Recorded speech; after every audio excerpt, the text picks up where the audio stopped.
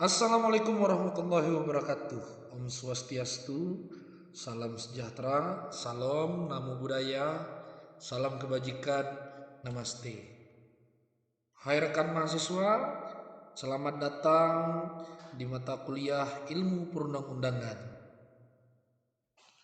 Pada pertemuan kali ini merupakan sesi pertama perkuliahan.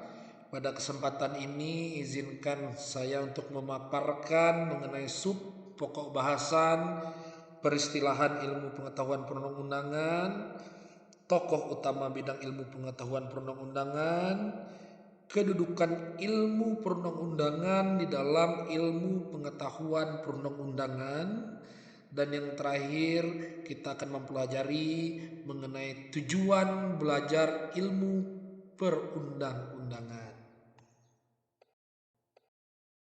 Saya mulai perkuliahan ini dengan pandangan sebagai berikut. Dalam pembukaan Undang-Undang 1945, terutama pada alinea keempat, tersirat suatu makna bahwa negara Republik Indonesia yang berdiri pada tanggal 17 Agustus 1945 merupakan negara yang berdasarkan atas hukum, dalam arti negara merupakan pengurus atau Verzorgingstaat. Alinea keempat tersebut berbunyi, untuk membentuk suatu pemerintahan negara Indonesia yang melindungi segenap bangsa Indonesia dan seluruh tumpah darah Indonesia, dan untuk memajukan kesejahteraan umum, mencerdaskan kehidupan bangsa, dan ikut melaksanakan ketertiban dunia yang berdasarkan kemerdekaan, perdamaian abadi, dan keadilan sosial. Menurut Maria Parida Indrati, dengan diembannya tugas negara dalam menyelenggarakan kesejahteraan umum tersebut, maka pembentukan berbagai peraturan di negara Republik Indonesia menjadi sangat penting. Oleh karena campur tangan negara dalam mengurusi kesejahteraan rakyat dalam bidang hukum, sosial, politik, ekonomi, budaya, lingkungan hidup, serta pertahanan dan keamanan yang diselenggarakan dengan pembentukan peraturan-peraturan negara tak mungkin lagi dihindarkan. Pengembangan ilmu di bidang perundang-undangan dapat mendorong fungsi pembentukan peraturan perundang-undangan yang sangat diperlukan kehadirannya. Oleh karena di dalam negara yang mendasarkan atas hukum modern atau Verzorgingstaat, tujuan utama dari pembentukan undang-undang bukan lagi menciptakan kodifikasi bagi norma-norma dan nilai-nilai kehidupan yang sudah mengendap dalam masyarakat. Akan tetapi, tujuan utama pembentukan undang-undang ini adalah menciptakan modifikasi atau perubahan dalam kehidupan masyarakat. Dengan demikian, dibutuhkan suatu ilmu pengetahuan perundang-undangan. Ilmu pengetahuan perundang-undangan yang merupakan terjemahan dari Gesetzgebung Wissenschaft adalah suatu cabang ilmu baru yang mula-mula berkembang di Eropa Barat, terutama di negara-negara yang berbahasa Jerman. Istilah lain yang juga sering dipakai adalah Wetgewingswetenschaft atau Science of Legislation. Sementara itu, istilah perundang-undangan banyak digunakan dengan istilah legislation, Wetgewing, atau Gesetzgebung. Dalam kamus umum, legislation diartikan dengan perundang-undangan dan pembuatan undang-undang. Wetgewing diterjemahkan dengan pengertian membentuk undang-undang dan keseluruhan daripada undang-undang negara. Sementara Gesetzgebung disepadankan artinya dengan perundang-undangan.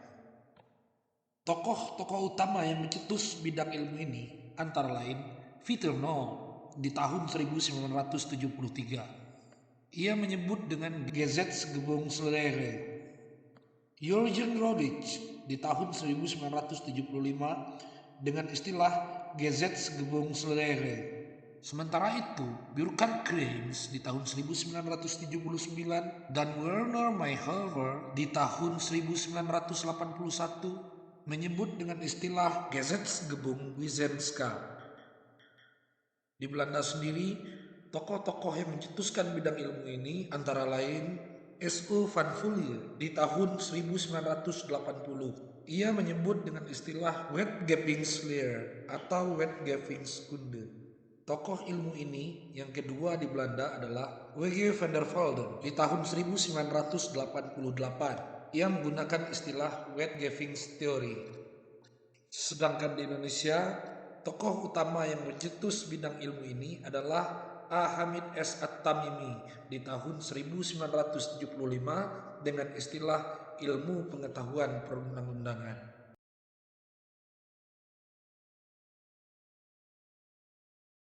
Menurut Burgerkriems, ilmu pengetahuan perundang-undangan atau Gesetzgebungswissenschaft adalah ilmu pengetahuan tentang pembentukan peraturan negara yang bersifat interdisipliner. Sebagai suatu ilmu yang bersifat interdisipliner, ilmu pengetahuan perundang-undangan mempunyai hubungan yang erat dengan bidang-bidang ilmu lain, seperti pengantar ilmu hukum, ilmu negara, dan ilmu penunjang lainnya seperti sosiologi hukum dan politik hukum. Menurut Burgerkriems, ilmu pengetahuan perundang-undangan merupakan ilmu yang berhubungan dengan ilmu politik dan sosiologi. Secara garis besar dapat dibagi menjadi dua bagian besar, yaitu teori perundang-undangan atau Gesetzgebungstheorie yang berorientasi pada mencari kejelasan dan kejernihan makna atau pengertian-pengertian yang bersifat kognitif. Sementara itu, bagian yang kedua yaitu ilmu perundang-undangan atau Gesetzgebungslehre yang berorientasi pada melakukan perbuatan dalam hal pembentukan peraturan perundang-undangan dan bersifat normatif. Kemudian, Burgerkriems membagi lagi bagian kedua atau bagian ilmu perundang-undangan tersebut ke dalam 3 subbagian, yaitu pertama, proses perundang-undangan atau Gesetzgebungsverfahren. Yang kedua, metode perundang-undangan atau Gesetzgebungsmethode. Yang ketiga, teknik perundang-undangan atau Gesetzgebungstechnik. Berdasarkan pembagian tersebut dan untuk memenuhi kebutuhan perancang peraturan perundang-undangan serta dalam rangka pengembangan selanjutnya adalah ideal apabila ilmu perundang-undangan dapat diberikan bagi seluruh mahasiswa hukum. Sedangkan untuk teori perundang-undangan dapat diberikan sebagai mata kuliah pendalaman. Sebelum dilanjutkan, saya ingin memberikan tugas terlebih dahulu untuk dikumpulkan pada pertemuan selanjutnya. Tolong diperhatikan baik-baik. Soalnya adalah jelaskan 4 alasan mengapa peraturan perundang-undangan mempunyai arti penting dan berperan dalam mengembangkan sistem hukum. Saya ulangi soalnya, jelaskan 4 alasan mengapa peraturan perundang-undangan mempunyai arti penting dan berperan dalam mengembangkan sistem hukum. Perkuliahan saya lanjutkan. Dengan pembagian yang demikian, maka tujuan mempelajari ilmu perundang-undangan itu adalah yang pertama, dapat mengetahui berbagai norma hukum, jenisnya, dan karakteristiknya serta tata susunannya yang memang penting bagi pemahaman hakikat peraturan perundang-undangan. Kedua, untuk dapat mengetahui berbagai jenis peraturan perundang-undangan dan fungsinya serta materi muatannya masing-masing secara sumir. Yang ketiga, dapat mengetahui bentuk luar atau conform dari berbagai jenis peraturan perundang-undangan. Yang keempat, untuk dapat mengetahui tahap-tahap proses pembentukan undang-undang, peraturan pemerintah, dan peraturan perundang-undangan.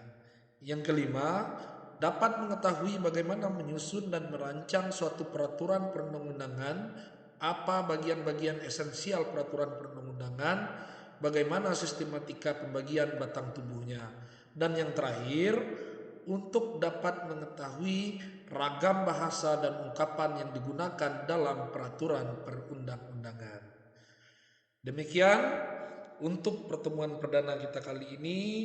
Semoga dapat diterima. Jika ada sesuatu yang belum dimengerti atau belum dapat dipahami, Anda dapat mengajukan pertanyaan pada kolom komentar yang telah disediakan. Saya Aditya Diar, pamit undur diri. Billahi taufik wal hidayah. Wassalamualaikum warahmatullahi wabarakatuh.